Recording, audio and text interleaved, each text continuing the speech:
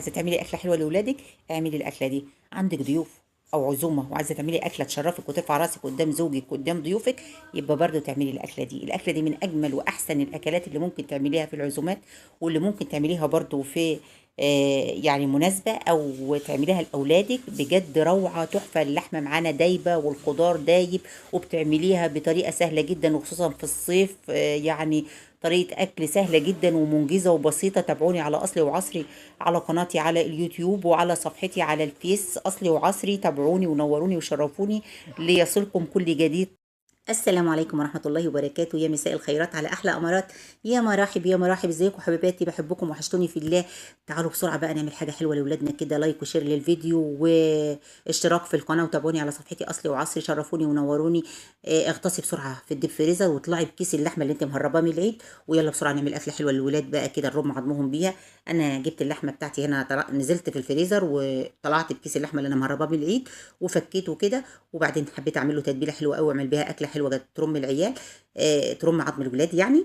جبت بقى بوله واسعه كبيره كده، ورحت نازله بمعلقه صويا صوص. ما عندكش صويا صوص هتنزلي بعسل اسود، ما عندكش عسل اسود هتنزلي بعسل ابيض، ما عندكش عسل ابيض هتنزلي بسكر. اظن ما فيش اسهل من كده، كل البدائل مطروحه.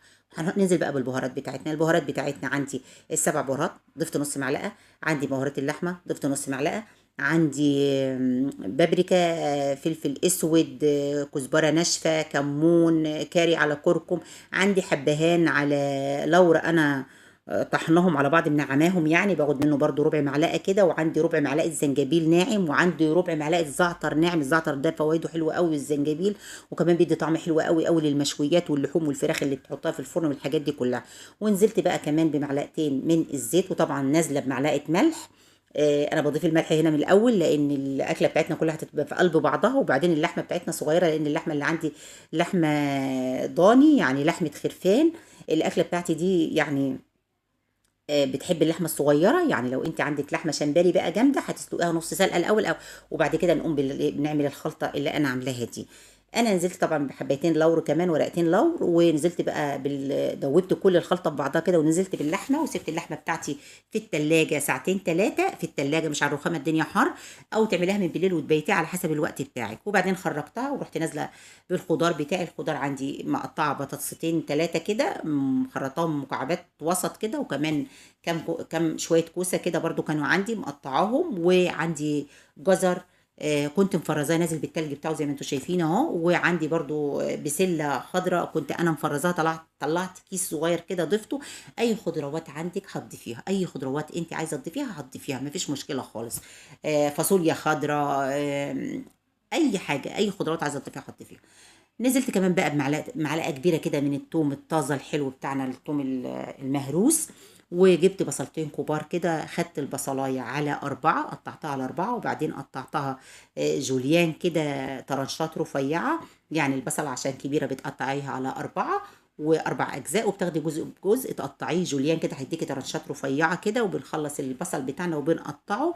وبعدين بقى رحت جايبه بقى الايه، الاسباتيول بتاعتي، ورحت نازله بقى بيها مقلبه. ممكن تنزلي بايديكي، احنا ستات بيوت وبنغسل ايدينا في يعني الحنفيه جنبنا على الرخامه وبنغسل ايدينا كل شويه. ممكن تنزلي بايديكي بس عشان التصوير بقى، فممكن تفركيها كلها بايديكي فركه كويسه وتسيبيها بقى ايه برضو كمان شويه تشرب من التتبيله بتاعتها ساعه كده ولا حاجه في التلاجة كمان. جبت هنا الفويل بتاعي عشان اعمل بقى ورقه اللحمه بالخضار. لقيت الفويل بتاعي خلصان. اعجز بقى اوقف واسكت؟ لا مش مشكله، خلاص ما عندكيش فويل مش قصه. نعمل بقى ايه، نجيب الصواني بتاعتنا بتاعت الفرن اللي احنا بنعمل فيها الاكل وننزل بيها. نزلت بنص الكميه في الصينيه الكبيره بتاعت الطقم اللي هو الثلاث قطع اللي هو المستطيل ده. اخدت الصينيه الكبيره كده مليتها. وبعدين لقيت عندي كميه كمان متبقيه انا متوصيه بالخضار عشان اعمل اكل اليومين. يبقى كده انا طبخت لليومين وخلصت، وارتاح بعد كده اقعد لي يبقى في يوم انا رايقه فيه، مش كل يوم اولع واشتغل. وبعدين تزودي في الخضار شويه، وتبقي برضو منك وفرتي وقتك ومنك انجزتي وعملتي اكل للولاد يكفيهم اليومين. ومش اي اكل يعني، اكل حلو. الاكل يعني هتاخدي الصينيه تاني يوم توفري تسخنيها في الفرن على طول وتخرجيها على الاكل. المهم حبيبتي، حطيت في الصينيتين ورحت حاطه حبايتين من الفلفل الحار. طبعا انا مقطعه كمان حبايه فلفل حار، نسيت اقول لكم على الايه، على البطاطس والخضار. انت مش حابه تضيفي فلفل حار ضيفي فلفل بارد. الفلفل بيدي طعم حلو قوي قوي مع الخضروات يا جماعه، ومع التسبيكات والحاجات دي. والقرنين الفلفل ده احنا بنتخانق عليهم، اللي بيبقوا فوق دولت والله العظيم بيبقوا مدين طعم حلو قوي. وبعدين ضفت كمان يعني حبيتين او 3 طماطم مقطعاهم مكعبات كده بتضيفيهم على الوش. ورحت جايبه ورقه من الزبده، ورقه من الزبده كده مغطيه بيها عشان الفويل ما يتفاعلش مع الالومنيوم ويبقى خطر على اولادي، انا عايزه اغذيهم مش عايزه اضرهم. ورحت جايبه حته الفويل المتبقيه عندي مقفله بيها على الايه، على الصواني بتاعتي، وطبعا مولعه الفرن جنبي ودخلتها الفرن. دخلتها الفرن ورحت جايبه بقى هنا ايه، بوله كده، وحاطه فيها مكعبين من الزبده او 3، وحاطه فيهم شويه فلفل اسود، وحاطه شويه توم يعني على حرف المعلقه كده. بتعملي ايه التكه دي يا ام مالك؟ هقول لك بقى يا حبيبتي. انا خرجت الصينيه عندي بعد ساعه بالظبط من الفرن، يعني اخدت معايا ساعه على حسب فرنك بقى. الحاجه بتاعتي استوت كويس قوي، اتاكدت ان اللحمه استوت والخضروات بتاعتي استوت. شلت، رحت شايله الوش بتاعها، ورحت شايله حبتين الفلفل اللي فوق دول. حبتين الفلفل دول اوعي تفرطي فيهم، دول عليهم خناقه بعد كده.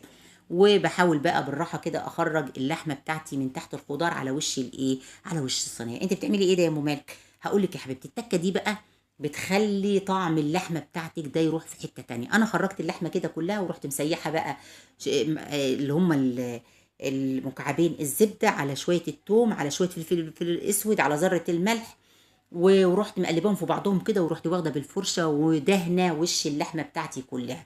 انسي بقى ريحه اللحمه الضاني، الناس اللي مش بتحب اللحمه الضاني التكه دي بقى ما بتخليلكيش ريحه للحمه الضاني خالص، وبتخلي اللحمه بتاعتك روعه. ودخلتها تحت الشوايه 5 دقايق، طلعت معايا تحفه. شايفين المنظر؟ طالعه من تحت الشوايه اللحمه متحمره معايا كده، واخدت من الزبده والثوم والفلفل الاسود، وبقى طعمها روعه، غير انها طبعا متبله من اساسه.